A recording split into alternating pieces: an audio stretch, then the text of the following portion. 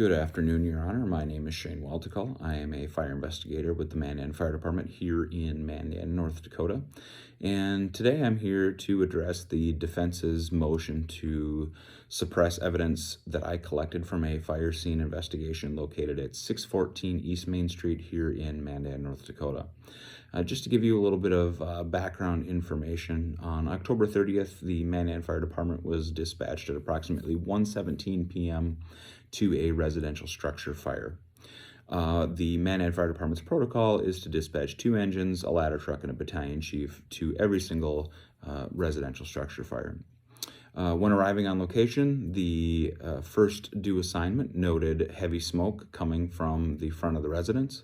Not knowing if anyone was inside or not, they forcibly entered the home and commenced fire attack and search and rescue operations. Ultimately, the fire was extinguished and the search and rescue operations were halted, as eventually everyone was accounted for that lived in the residence. During the salvage and overhaul operation period, the firefighters noticed a few what we would call red flags to them that were of concern. They noted a lack of personal property inside the residence. They also noted that there was some furniture that appeared to be older and staged that just seemed a little bit out of place. The fire commander from the scene gave me a call at my home. I was off duty that day, and stated there was a fire that needed an origin and cause investigation and that they were going to remain on scene until I got there. I live approximately 10 minutes away, and I left immediately upon receiving that phone call. Approximately 2 to 3 minutes after I got that phone call, the fire department was dispatched to a second residential structure fire approximately 3 blocks away. Now, what's significant about this particular dispatch is the fire department was told there were children trapped inside of this fire.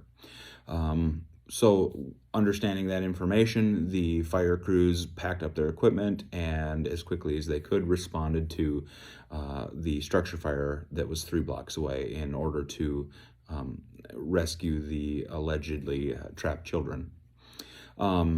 When I arrived on location, approximately 7 to 8 minutes later, I noted the front door of the residence was wide open, which would be fairly typical in this type of situation, as the fire department would leave it open to expel any heat or residual smoke or carbon monoxide or anything that may be in that particular environment.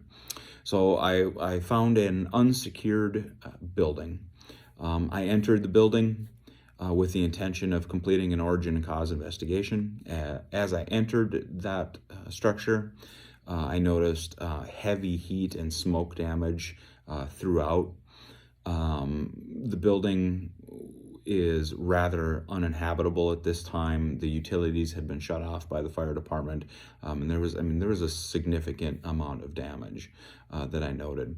I also did note some of those red flags that the firefighters had brought to my attention. There was a distinct lack of personal property throughout the residence. It appeared things had been, taken that were of value, were not present like you would normally find them. It also appeared that there was furniture that had been, that was older, that had been staged to look like it was supposed to be there. During the course of my investigation, I noticed what appeared to be some type of melted device behind the TV. As I moved that melted device from behind the TV, I noted what appeared to be an ignitable liquid pour pattern. Now, an ignitable liquid pour pattern, I have a picture here. This is basically something that, one of the things that I look for in an effort to determine where the fire may have started and what may have started the fire. An ignitable liquid pour pattern, the lack of personal belongings, the staged furniture, these are all things that are now starting to tell me that I believe this is a incendiary and likely intentionally set fire. With that knowledge, I began to collect my evidence, and after doing so, I exited the structure. Immediately upon exiting the structure, I was met by the homeowner and his lawyer, who very swiftly informed me that I was violating their constitutionally protected Fourth Amendment right to be protected from warrantless search and seizure. And that's why we're here today. And I would like to address why I believe the evidence that I collected should be admitted into the court today. The very first case that I would like to bring to your attention, Your Honor, is State versus Vader.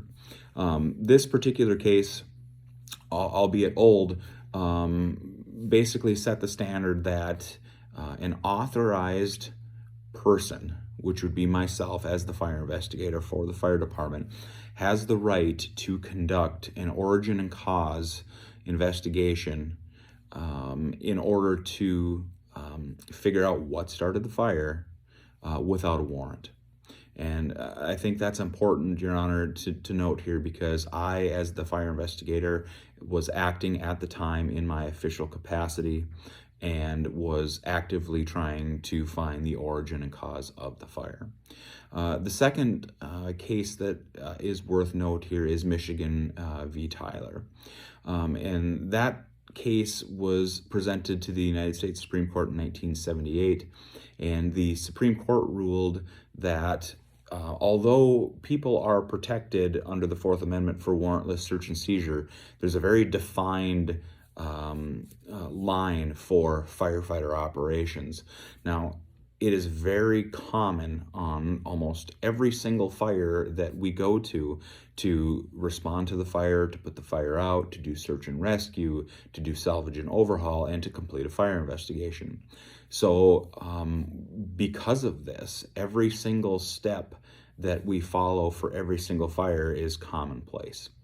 With that said, the most important thing to take away here from the Michigan v. Tyler is that these things are done within a reasonable amount of time.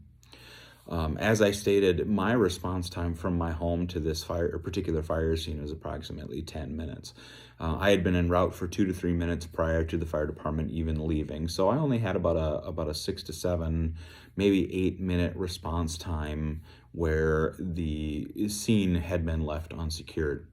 The Michigan versus Tyler case, the fire occurred at 4 in the morning, and the fire department went back 4 hours later at 8 o'clock in the morning. So it was a 4-hour window, and the judges allowed that to take place, stating that they felt that that was in a reasonable amount of time.